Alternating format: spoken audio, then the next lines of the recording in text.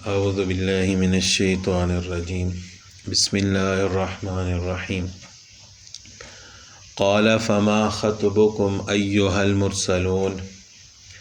حضرت ابراہیم علیہ السلام نے فرمایا، اے اللہ کے بھیجے ہوئے فرشتوں، تمہارا کیا مقصد ہے؟ یعنی وہ جو فرشتے مہمان بن کر حضرت ابراہیم علیہ السلام کے پاس آئے تھے، وہ دو مقاصد کے لیے آئے تھے۔ ایک تو یہ کہ حضرت ابراہیم علیہ السلام کو بیٹے کی خوشخبری دینے کے لیے، اور دوسرا حضرت لوط علیہ السلام کی قوم پر عذاب نازل کرنے کے لیے۔ چونکہ حضرت لوط علیہ السلام حضرت ابراہیم علیہ السلام کے بھتیجے تھے اور دونوں کا زمانہ ایک ہی تھا، اس وقت انبیاء مختلف بستیوں کی طرف مبعوث کیے جاتے تھے، تو دونوں کا زمانہ ایک تھا، تو وہ فرشتے حضرت ابراہیم علیہ السلام کو بیٹے کی خوشخبری دینے کے لیے بھی آئے، اور ساتھ ہی انہوں نے کہا کہ فرشتوں نے کہا انا ارسلنا الی قوم مجرمین، کہ ہم گناہگار لوگوں کی طرف بھیجے گئے۔ اس سے مراد وہی حضرت لوط علیہ السلام کی قوم ہے۔ لنرسل علیہم حجارۃ من طین، تاکہ ہم ان پر کنکریاں برسائیں، مصومتاً نشان زدہ، عند ربک، آپ کے رب کی طرف سے، للمسرفین، ان لوگوں کے لیے جو حد سے تجاوز کرنے والے ہیں۔ نشان زدہ ہونے کا کیا مطلب ہے؟ کہ ان کے اوپر بعض مفسرین نے فرمایا کہ ہر کنکری پر اس شخص کا نام لکھا تھا جس کو ہلاک کرنے کے لیے یہ بھیجی گئی تھی، اور وہ جس طرف بھاگا اس کنکری نے اس کا تعاقب کیا۔ تو یہ مطلب ہے مصومتاً، نشان زدہ ہونے کا۔ فَأَخْرَجْنَا مَنْ كَانَ فِيهَا مِنَ الْمُؤْمِنِينَ، پس جتنے ایماندار وہاں تھے ہم نے انہیں نکال دیا۔ فَمَا وَجَدْنَا فِيهَا غَيْرَ بَيْتٍ مِّنَ الْمُسْلِمِينَ، اور ہم نے وہاں مسلمانوں کا صرف ایک ہی گھر پایا، یعنی لوط علیہ السلام کے جو گھر والے تھے ان کے علاوہ باقی سارے ہی اس گناہ میں مبتلا تھے۔ وَتَرَكْنَا فِيهَا آيَةً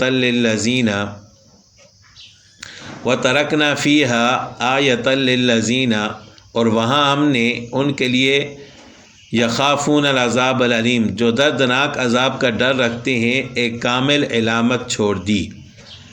ان لوگوں کے لیے جو دردناک عذاب کا ڈر رکھتے ہیں ان کے لیے ہم نے ایک کامل علامت چھوڑ دی۔ وفی موسیٰ اذ ارسلناہ، اس کے بعد حضرت موسیٰ علیہ السلام کا واقعہ ہے کہ موسیٰ علیہ السلام کے قصے میں بھی اذ ارسلناہ الی فرعون بسلطان مبین، کہ موسیٰ علیہ السلام کے واقعے میں بھی ہماری طرف سے تنبیہ ہے، جب کہ ہم نے اسے فرعون کی طرف کھلی سند دے کر بھیجا۔ فتولیٰ برکنہ، پس اس نے اپنے بل بوتے پر منہ موڑا۔ وقال، اور کہنے لگا، ساحر او مجنون، کہ یہ جادوگر ہے یا دیوانہ ہے۔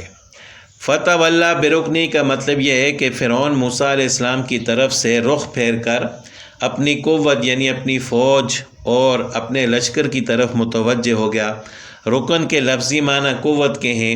حضرت لوط علیہ السلام کے کلام میں بھی آیا کہ او آوی الی رکن شدید، تو یہاں رکن کا معنی ہے قوت، کہ فرعون موسیٰ علیہ السلام کی طرف سے منہ پھیر کر اپنی قوت اور لشکر کی طرف متوجہ ہوا۔ فَأَخَذْنَاهُ وَجُنُودَهُ، بالآخر ہم نے اسے اور اس کے لشکروں کو پکڑا، فی الیم میں، دریا میں، وَهُوَ ملیم، اور وہ ملامت کے قابل تھے۔ وفی عاد، اسی طرح عادیوں میں بھی عبرت ہے، تنبیہ ہے۔ اذ ارسلنا علیہم الریح العقیم، جب کہ ہم نے ان پر خیر و برکت سے خالی آندھی بھیجی۔ عقیم کا مطلب جو خیر سے خالی ہو۔ ما تذر من شیء اتت علیہ، اور جس چیز پر وہ گزرتی تھی، الا جعلتہ کالرمیم، اسے بسیدہ ہڈی کی طرح چورا چورا کر دیتی تھی۔ وفی سمودا، اور سمود کے قصے میں بھی عبرت ہے۔ اذ قیل لہم تمتعوا، جب ان سے کہا گیا کہ کچھ دن فائدہ اٹھا لو، حتی حین، یعنی ایک مقررہ وقت تک، فعتوا عن امر ربہم، لیکن انہوں نے اپنے رب کے حکم سے سرتابی کی، نافرمانی کی. فاخذتہم الصاعقۃ، پھر انہیں تیز و تند کڑاکے نے ہلاک کر دیا. وہم ینظرون، اور وہ دیکھ رہے تھے، یعنی دیکھتے ہی دیکھتے وہ ہلاک ہو گئے. فما استطاعوا من قیام وما كانوا منتصرین، پس نہ تو وہ کھڑے ہو سکے اور نہ بدلہ لے سکے. وقوم نوح من قبل، اور نوح علیہ السلام کی قوم کا بھی اس سے پہلے یہی حال ہو چکا تھا. انہم کانوا قوما فاسقین، بے شک وہ فاسق لوگ تھے. والسماء بنیناها، آسمان کو ہم نے بنایا بأید، اپنی قدرت اور قوت سے. وَإِنَّا لَمُوسِعُونَ، اور یقیناً ہم کشادگی کرنے والے ہیں. وَالْأَرْضَ فَرَشْنَاهَا، اور زمین کو ہم نے فرش بنا دیا. فَنِعْمَ الْمَاهِدُونَ، پس ہم بہت ہی اچھا بچھانے والے ہیں. آسمان کو قوت اور قدرت سے بنانے کا مطلب یہ ہے کہ حضرت عبداللہ بن عباس رضی اللہ تعالیٰ عنہ نے آیت کی تفسیر فرمائی ہے کہ یعنی ویسے تو آیت ید کہتے ہیں ہاتھ کو، یہاں آیت کا مطلب یہ ہوگا کہ اللہ تعالیٰ نے قوت اور قدرت سے بنایا ہے. وَمِن كُلِّ شَيْءٍ خَلَقْنَا زَوْجَيْنِ، اور ہر چیز کو ہم نے جوڑا جوڑا پیدا کیا. لَعَلَّكُمْ تَذَكَّرُونَ، تاکہ تم نصیحت حاصل کرو. فَفِرُّوا إِلَى اللَّهِ، پس تم اللہ کی طرف بھاگ دوڑ کرو. انی لکم منہ نذیر مبین، یقیناً میں تمہیں اس کی طرف سے صاف صاف تنبیہ کرنے والا ہوں. اللہ کی طرف دوڑنے کا کیا مطلب ہے؟ حضرت عبداللہ بن عباس رضی اللہ تعالیٰ عنہ نے فرمایا کہ مراد یہ ہے کہ اپنے گناہوں سے بھاگو اللہ کی طرف توبہ کے ذریعے. حضرت جنید بغدادی رحمۃ اللہ علیہ نے فرمایا کہ نفس و شیطان معاصی کی طرف دعوت دینے والے ہیں اور بہکانے والے ہیں. تم ان سے بھاگ کر اللہ کی طرف پناہ لو تو وہ تمہیں ان کے شر سے بچا لیں گے. تو یہ مطلب ہے اللہ کی طرف بھاگنے کا. وَلَا تَجْعَلُوا مَعَ اللَّهِ إِلَٰهًا آخَرَ، اور اللہ کے ساتھ کسی اور کو معبود نہ ٹھہراؤ. انی لکم منہ نذیر مبین، بے شک میں تمہیں اس کی طرف سے کھلا ڈرانے والا ہوں. كَذَٰلِكَ مَا أَتَى الَّذِينَ مِن قَبْلِهِم مِّن رَّسُولٍ، اسی طرح جو لوگ ان سے پہلے گزرے ہیں ان کے پاس بھی جو رسول آیا ہے، مِرْ إِلَّا قَالُوا سَاحِرٌ أَوْ مَجْنُونٌ، تو انہوں نے کہہ دیا کہ یہ جادوگر ہے یا دیوانہ ہے. یعنی یہ صرف آپ صلی اللہ علیہ وسلم کے ساتھ خاص نہیں ہے، پہلی امتوں میں بھی ایسے ہی ہوتا رہا ہے. جو نافرمان لوگ تھے انہوں نے اپنے انبیاء کو جادوگر اور پاگل کہا ہے، نعوذ باللہ. أَتَوَاصَوْا بِهِ، کیا یہ بات اس بات کی ایک دوسرے کو وصیت کرتے گئے ہیں؟ بل ہم قوم طاغون، نہیں بلکہ یہ سب کے سب سرکش ہیں. فتول عنہم، تو ان سے منہ پھیر لے. فما انت بمعلوم، تو آپ پر کچھ الزام نہیں. وذکر، ہاں نصیحت کرتے رہیے. فإن الذکر تنفع المؤمنین، یقیناً نصیحت ایمان والوں کو نفع دے گی. یعنی نصیحت ہوتی تو سب کے لیے لیکن نفع ایمان والوں کو ہی ہوتا ہے. وما خلقت الجن والانس الا لیعبدون، اور میں نے جنات اور انسانوں کو محض اس لیے پیدا کیا ہے کہ وہ میری عبادت کریں. اب جنات اور انسانوں کے دنیا میں اور بھی بہت سارے کام ہوتے ہیں، تو اللہ تعالیٰ نے فرمایا کہ صرف میں نے ان کو اپنی عبادت کے لیے پیدا کیا ہے. تو اس کا مطلب یہ نہیں ہے کہ انسان اللہ کی عبادت کے علاوہ کوئی اور جائز کام نہیں کر سکتا. مطلب یہ ہے کہ انسان جو بھی کام کرتا ہے اس میں اللہ کی رضا کی نیت کرے تو وہی اس کے لیے عبادت بن جاتا ہے.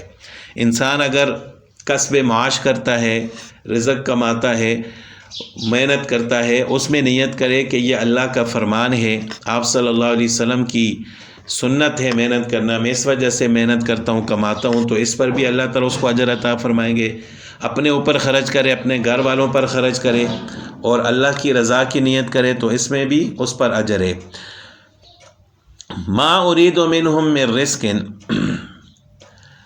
نہ میں ان سے روزی چاہتا ہوں. وما ارید ان یطعمون، نہ میری یہ چاہت ہے کہ وہ مجھے کھلائیں.